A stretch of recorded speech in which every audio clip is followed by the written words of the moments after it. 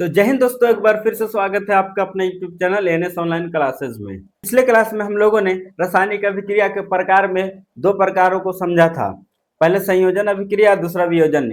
इनसे रिलेटेड सारी बातों को समझ चुके थे। चलिए आज की क्लास में हम लोग एक तीसरी अभिक्रिया जिसे हम लोग विस्थापन या एकल विस्थापन अभिक्रिया कहते हैं, इसको समझने वाले हैं। तो चलिए बिना टाइम वेस्ट किए हुए क्लास को स्टार्ट करते हैं। तो देखिए दोस्तों, अभिक्रिया का नाम है विस्थापन या एकल विस्थापन अभिक्रिया, इसको बोल सकते हैं। ठीक, विस्थापन या एकल विस्थापन अभिक्रिया। क्लियर? अब देखिए, समझिए। इसको समझने से पहले एक एग्जांपल हम लेते हैं। ठीक है, ध्यान से देखिएगा। जैसे मान लेते हैं ए एक एलिमेंट है, तत्व है, और बीसी एक यौगिक है। क्या है? बीसी एक यौगिक है, यानी दो तत्वों से मिलकर बना है, ये यौगिक हो गया। मान लेते हैं एक एग्जांपल के तौर पर। जब इन दोनों से रिएक्शन करवाते हैं तो रिएक्शन में होता क्या है कि ए जो है बी को हटा देता है। ए जो है बी को हटा करके बी का स्थान ले लेता है और बी को अलग कर देता है। बी को क्या कर दिया? अलग कर दिया। इसी को हम लोग केमिस्ट्री के लैंग्वेज में बोलते हैं कि ए ने बी को विस्थापित कर दिया। क्या कर दिया? विस्थापित कर दिया। क्लियर? ये बात समझ में आई होगी। बस यही जो रिएक्शन है विस्थापन अभिक्रिया कहलाएगा। क्या कि वैसी रासायनिक अभिक्रिया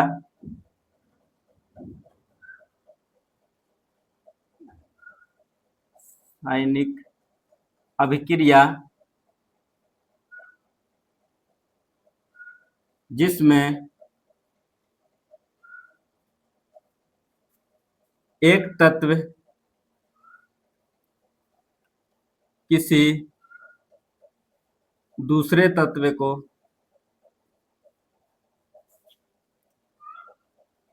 को उसके यौगिक से हटाकर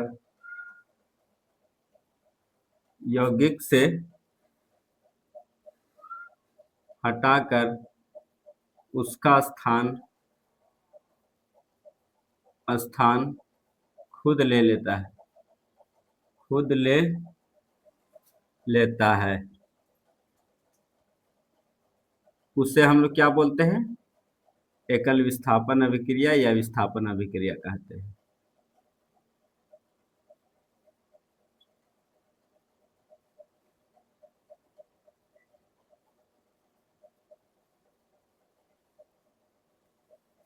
ठीक है, जो अभी हम लोग समझे थे। यहाँ पर क्या है? ए एक तत्व है, अब बीसी जो है एक यौगिक है, क्योंकि यहाँ दो तत्व मिलकर बना है तो यौगिक होता है। ठीक है, अब ए क्या किया है कि बी को हटा दिया है सी से। बी जो सी के साथ मिला हुआ था इसको हटा दिया। क्या कर दिया? हटा दिया, और उसका स्थान बी के जगह खुद आ गया और बी अलग हो गया। इसी रासायनिक अभिक्रिया को क्या बोलेंगे? विस्थापन अभिक्रिया बोलेंगे। विस्थापन अभिक्रिया है। क्लियर? देखिए एक एग्जाम्पल से और समझिएगा। जैसे इसका एक एग्जाम्पल, ये अभिक्रिया का फॉर्मेट हो गया, इसको याद रखिएगा। एग्जाम्पल हम लोग समझते हैं। एक जिंक एक तत्व होता है। क्या है? एक तत्व। प्लस एक कॉपर सल्फेट नाम का एक यौगिक होता है। देखिए तत्व और यौगिक को कैसे पहचानना है।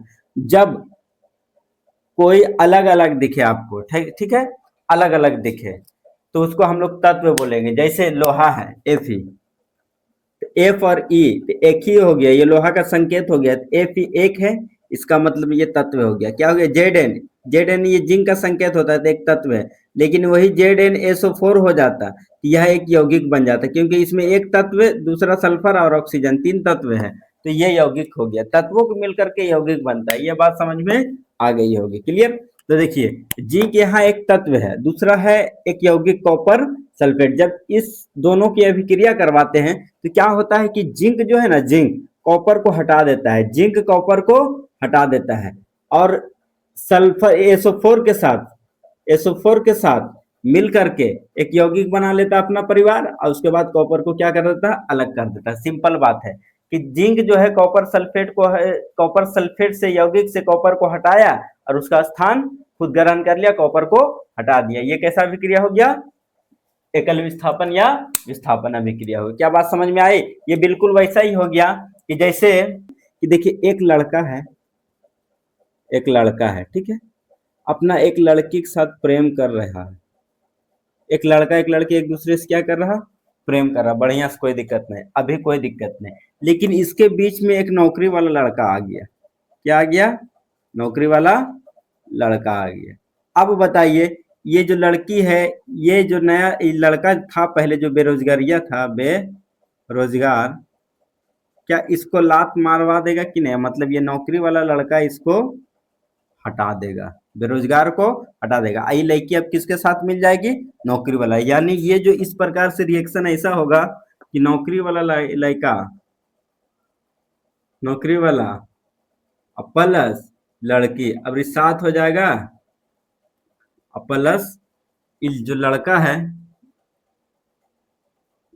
बेरोजगार, या वो अपने अफसोस में बेवफाई गाना सुनते रहेगा, सुनते रहे। तो ये होता है कौन सा रिएक्शन है? इसी को बोलते हैं एकल विस्थापन अभिक्रिया। देखिए क्या किया, ये नौकरी वाला जो था बेरोजगार को हटाया, इस लड़की के साथ परिवार बसा लिया, परिवार बसा लिया, और जो बेरोजगारिया लड़का था अलग हो गया, अलग हो गया, बेवफाई गाना सुन रहा बढ़िया से, कोई दिक्कत नहीं। तो यही होता है क्या?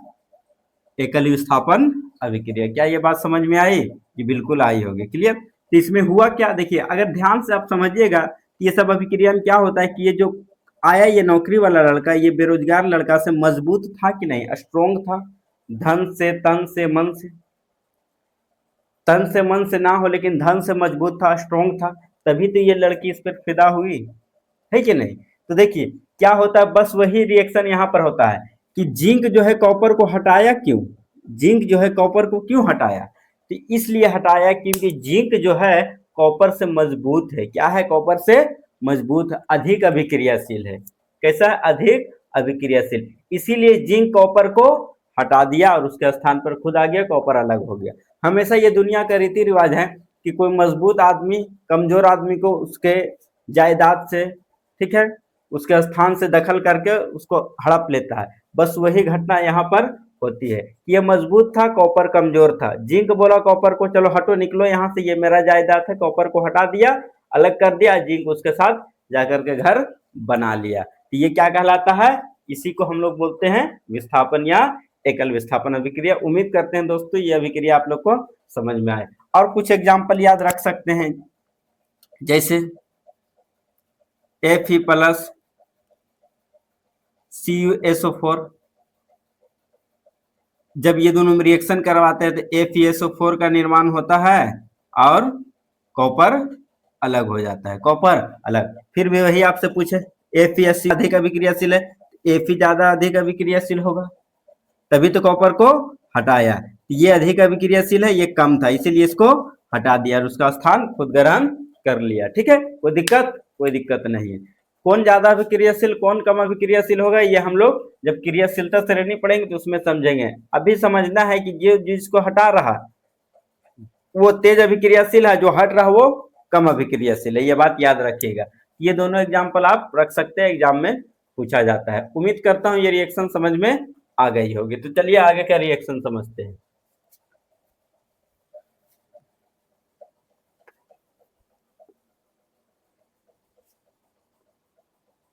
अच्छा, एक नोट पॉइंट लिख लीजिएगा, एकल विस्थापन,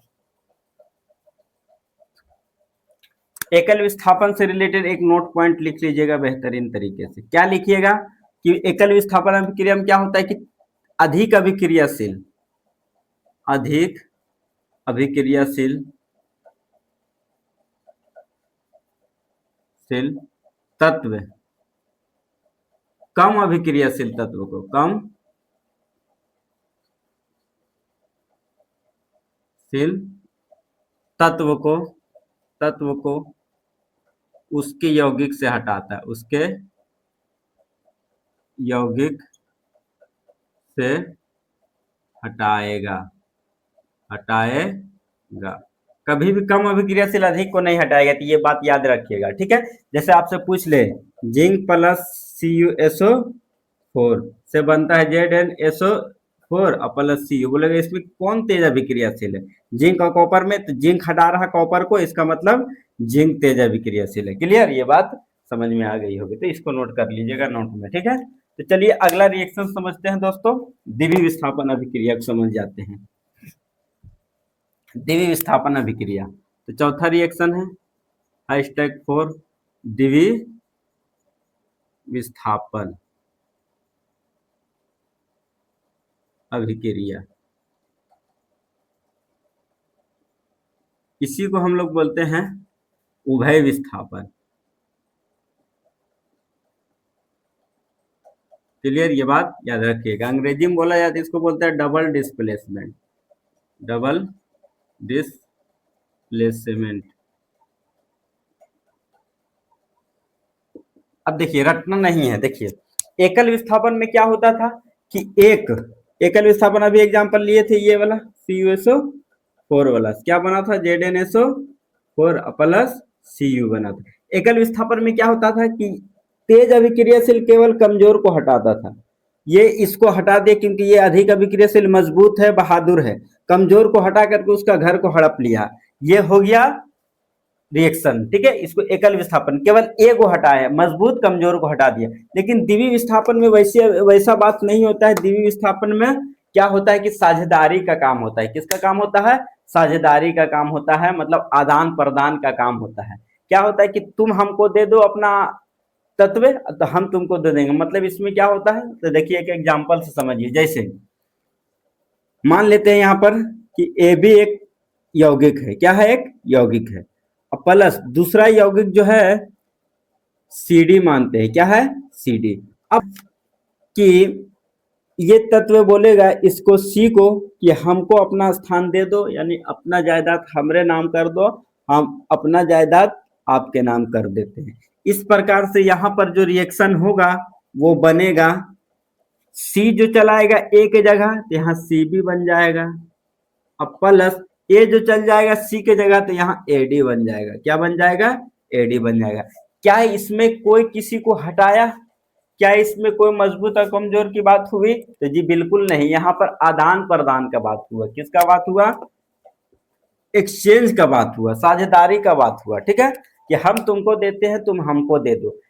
यही अभिक्रिया इस प्रकार की अभिक्रिया हम लोग को क्या कहलाती है? द्विवीय विस्थापन अभिक्रिया कहलाती है दोस्तों। तो इसको डेफिनेशन में लिखते हैं कि लिखेंगे वैसी रासायनिक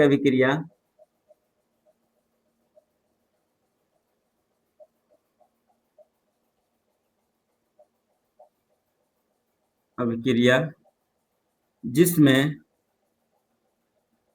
जिसमें जिसमें दो यौगिक इसमें दोनों यौगिक होगा। दो यौगिक अपने अपने अपने अपने आयनों का आदान प्रदान करती है। आयनों का आदान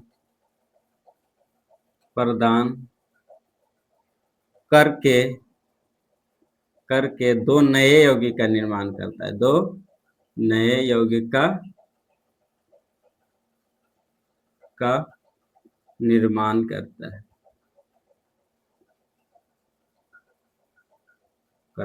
उसे ही हम लोग क्या बोलते हैं?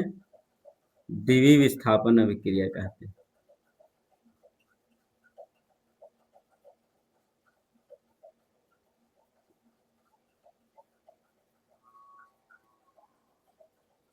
इसे हम लोग क्या कहते हैं दोस्तों? द्विवीय विस्थापन अभिक्रिया कहते हैं। बिल्कुल एकदम आसान है। दो यौगिक है।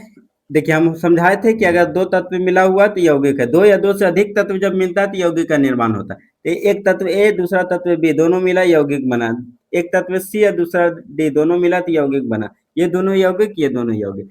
क्या दोनों यौगिक अपने आयनों का आदान प्रदान किया? देखिए ए बोला सी को कि हमारे पास आ जाओ, तो हम तुम्हारे स्थान पे चले जाते हैं, कोई दिक्कत नहीं है। तो इसी रासायनिक अभिक्रिया को हम लोग क्या बोलेंगे? द्विवीय विस्थापन अभिक्रिया कहते हैं। चलिए एक एग्जाम्पल से समझते हैं बाबू।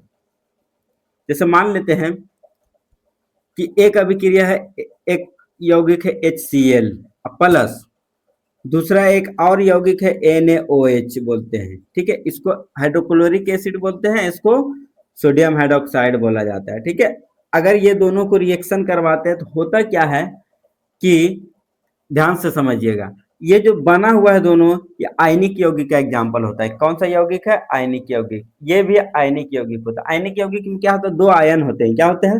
दो आयन। जैसे हाइड्रोजन पर प्लस आयन होते हैं, क्लोरीन पर माइनस, तो प्लस माइनस मिलकर बना। सोडियम पर प्लस, OH पर माइनस। इस प्रकार से ये बना हुआ है। क्लियर। अब ये क्या करेगा कि अपने आयन को आदान प्रदान कर देगा। मतलब ये वाला जो प्लस बोलेगा इस H को कि हमरे जगह पर तुम चले जाओ, और हम जो है तुम्हारे जगह पर चले जाते हैं। क्या चले जाते हैं? H जो है N को बोलेगा तुम मेरे जगह पे चलाओ, यानी प्लस इस ये प्लस जो बोलेगा इस प्लस से कि हमरे जगह पे तुम चलाओ, तुम्हारे जगह पे हम आ जाते हैं। तो ये आयनों का आदान प्रदान हुआ। तो जब ऐसा होता है तो क्या होता है, तो ध्यान से समझिएगा। Na इसके पास चला आएगा तो क्या बना लेगा? NaCl बना लेगा। माइनस वाला वैसे ही बैठल रहेगा। क्लियर। प्लस, अब आगे सुनिएगा, ये H चला जाएगा इस OH के पास, यानी इसके जगह पर, तो क्या बना देगा? HOH। इसी को हम H2O बोल सकते हैं। क्या बोल सकते हैं? H2O। कितना H है? 2H है, H2O। तो ऐसी रासायनिक अभिक्रिया में क्या होता है कि दो यौगिक अपने आयनों का आदान प्रदान करता है। जब आयनों का आदान प्रदान होती है तो दो नए यौगिक का निर्माण हो जाता है। देखिए नए यौगिक है कि नहीं, यहाँ HCl NaOH, NaCl H2O, अलग अलग दोनों यौगिक हो गया। ये रासायनिक अभिक्रिया क्या कहलाती है दोस्तों? द्वितीय विस्थापन अभिक्रिया कहलाती है। ये भी बात आप लोग को समझ में आ गई होगी, उम्मीद करते हैं। एक एग्जांपल और ले लेते हैं। एक एग्जांपल और ध्यान में रखिएगा। जैसे एक होता है KOH, एक होता है H2SO4। इसको बोलते हैं पोटेशियम हाइड्रोक्साइड, इसको बोलते हैं सल्फ्यूरिक अम्ल। जब ये दोनों को रिएक्शन करवाते हैं तो देखिए क्या होता है। पोटेशियम पर प्लस होता है, H पर भी प्लस होता है। OH पर माइनस हो गया, SO4 पर भी माइनस होता है। तो क्या होगा? अपने आयनों का आदान प्रदान करेगा। क्या करेगा? अपने आयनों का आदान प्रदान करेगा। ये बोलेगा तुम मेरे पास चले आओ, के बोलेगा H2 से तुम मेरे पास चले आओ, हम तुम्हारे पास चले जाते हैं। यानी जगह को एक्सचेंज कर लो। और जब एक्सचेंज ये जगह होता है तो क्या बनता है जानते हैं? H2 जो है इसके पास आएगा। क्या आएगा? इसके पास, यानी H समझो, H समझिए, H इसके पास आएगा तो क्या बनाएगा? HOH। ये बात समझ में आ गया कि नहीं? HOH बनाएगा। क्लियर। और दूसरा, ठीक, ये के चल जाएगा इसके पास, के जो इसके पास चल जाएगा तो यहां से एक यौगिक बनता है जिसको K2SO4 बोला जाता है। क्या बोला जाता है? K2SO4 बोला जाता है बच्चों। तो ये दोनों यौगिक का निर्माण, के इसके पास चल गया। अब बैलेंस करना है इसको, इसी को हम लोग H2O लिखते हैं। क्या लिखते हैं? H2O लिखते हैं। अब बताना क्या बैलेंस है? H2 K2, यहाँ K2 नहीं है तो K कर देते हैं दो को। ठीक है, दो दो चार। यहाँ पर क्या हो गया? अगर दो से गुना करते हैं तो दो दो चार हो गया, ऑक्सीजन दो हो गया, चार दो छो हो गया, यहाँ चार हो गया, दो छो हो गया, बैलेंस हो गया रिएक्शन। समझ में आया दोस्तों? तो इस प्रकार से यहाँ पर अभिक्रिया होती है। देखिए क्या हुआ कि के जो है H2 को अपने स्थान पर भेज दिया और H2 के स्थान पर खुद चला गया, और खुद चला गया तो इस प्रकार से दो नए यौगिक का निर्माण हुआ। इसी रिएक्शन को हम लोग क्या बोलेंगे? द्वितीय विस्थापन अभिक्रिया कहते हैं। क्लियर, बात समझ में आ गई होगी। क्लियर, कोई दिक्कत नहीं। इसको भी नोट करिए, एग्जाम्पल को दोनों याद रखिएगा। क्लियर, जानेंगे कि कोई द्वितीय विस्थापन अभिक्रिया है, कोई एकल विस्थापन, ये कैसे पहचानेंगे सर? तो देखिए इसको एकदम इजी तरीके से समझते हैं हम लोग, तो ध्यान दीजिएगा यहाँ पर, ये एकदम ध्यान से समझिएगा। अभी हम जब एकल विस्थापन हम लोग समझे थे तो एक एग्जाम्पल यही लिए थे, CuSO4 से बना था ZnSO4 प्लस Cu। द्वितीय विस्थापन में अभी जस्ट लिए थे तो एक एग्जाम्पल दो लिए थे, एक ले लेते HCl NaOH से बना था NaCl प्लस H2O। ठीक है, ये कौन सा अभिक्रिया है? एकल विस्थापन।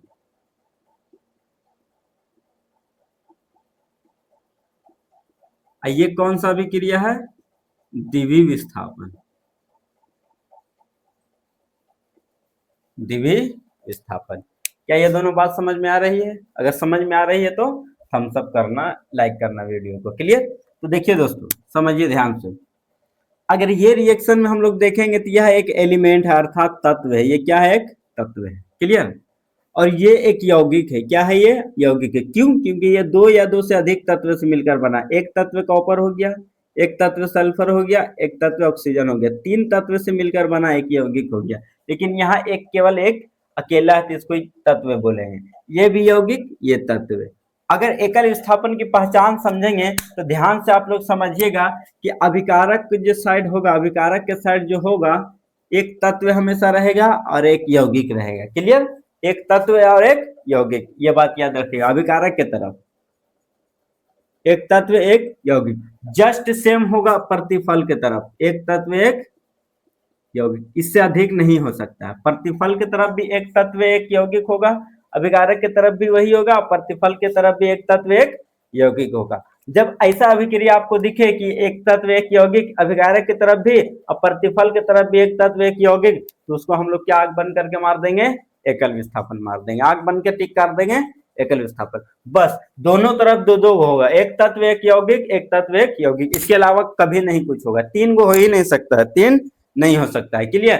तीन अभिकारक नहीं हो सकता है, तीन प्रतिफल नहीं हो सकता है। कभी भी होगा तो दो अभिकारक दो प्रतिफल, और दो अभिकारक में एक तत्व एक यौगिक, एक तत्व एक यौगिक। कौन सा अभिक्रिया? एकल विस्थापन। सेम द्विवीय विस्थापन में होता है कि दोनों तरफ जो होता है यौगिक होता है। देखिए HCl है, हाइड्रोजन और क्लोरीन, ये अलग तत्व, दूसरा दो तत्व मिला यौगिक, दो तत्व मिला तीन तत्व है, एक दो तीन, तीन तत्व एक यौगिक। यहाँ पर भी वही दोनों तरफ यौगिक। अगर दोनों तरफ दो दो यौगिक है, दोनों तरफ दो दो यौगिक हो, तो उसको हम लोग क्या बोल देंगे बाबू?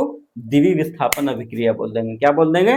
द्विवीय विस्थापन अभिक्रिया। इसके अलावा और कुछ नहीं है। यह अभिक्रिया समझना आसान है। अगर दोनों तरफ एक तत्व एक यौगिक दिखे तो उसको हम लोग बोल देंगे एकल विस्थापन। अगर दोनों तरफ दोनों तत्व यौगिक दिखे, दोनों यौगिक दिखे, तो उसको हम लोग क्या बोल देंगे? द्विवीय विस्थापन अभिक्रिया है। एकदम आसान है। इसके अलावा ये बात आप लोग को समझ में आई होगी। तो अगले क्लास में हम लोग दो अभिक्रिया जो तीन ठो और बचा है उसको डिस्कस कर लेंगे। इस चैप्टर को कुछ और टॉपिक पढ़ के समाप्त करेंगे।